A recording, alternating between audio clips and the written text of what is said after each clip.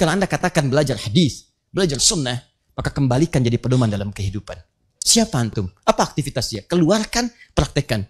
Ini nggak harus dibaca semua, kecuali tuntunan yang kita kerjakan setiap hari tentang sholat. Keluarkan. Ada pelajaran di situ dari awal sampai akhir. Sholat itu bukan cuma gerakan, bukan cuma bacaan tanpa makna.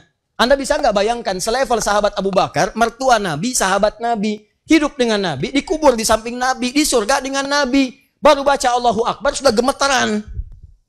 Sudah gemetar beliau. Bahkan seringkali menangis. Sehingga ketika diminta jadi imam kemudian oleh Nabi, dalam kondisi Nabi sulit, jangan aku ya Rasulullah.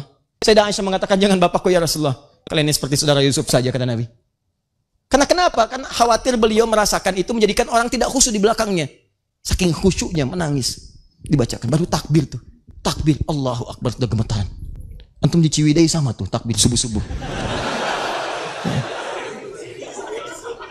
Ciwidey Ustaz, dingin.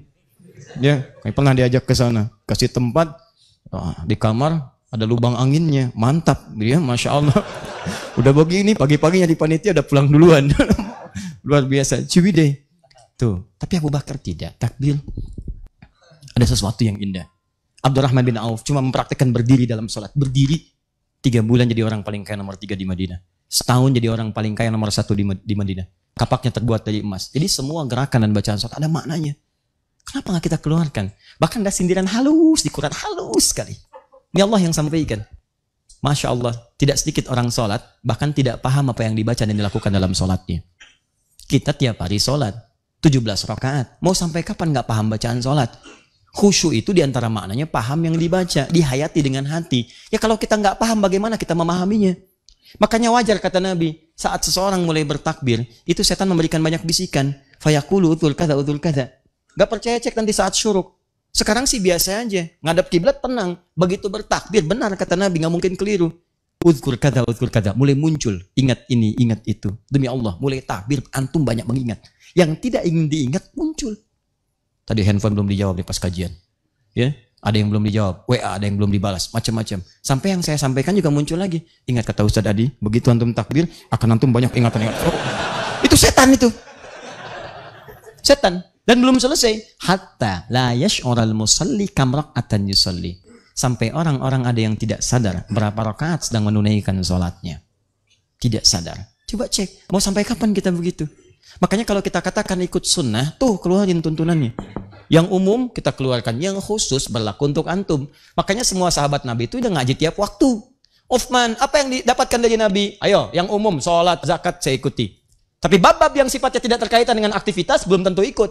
Kalau ada bab bisnis, ikut. Nggak terkait dengan itu, yang lain yang ikut. Antum keluarin, ada semua tuntunannya. Jelas? Ini baru satu pengertian. Sampai jam berapa kita? Oh tidak. Kita bergantian ya, tidak boleh mengambil waktu orang lain ya. Ada ustadz lain yang mengisi di sini? DKM. Tidak ada, baik ya. Ya. Yang penting sesuai ya, sesuai. Insyaallah. Kita biasakan ya. Paham ini? Boleh dihapus? Baik. 10 menit lagi ya. Supaya antum ada waktu juga untuk syuruk dan sebagainya. Saya terangkan ini dulu nih yang paling penting. Saya percepat ya. Ya, silakan Pak kalau mau dihapus. Baik. Sudah tahu menghapus itu sunnah? Baik. Jazakumullah khair. Masya Allah. Man sanna fil islami sunnatan hasanatan falahu ajruha mithla ajri fa'ilih min ghairi an qasama adri syai'. Man dalla ala khairin falahu ajru mithla ajri fa'ilih min ghairi an qasama adri syai'. Hadis Muslim hadis 1389.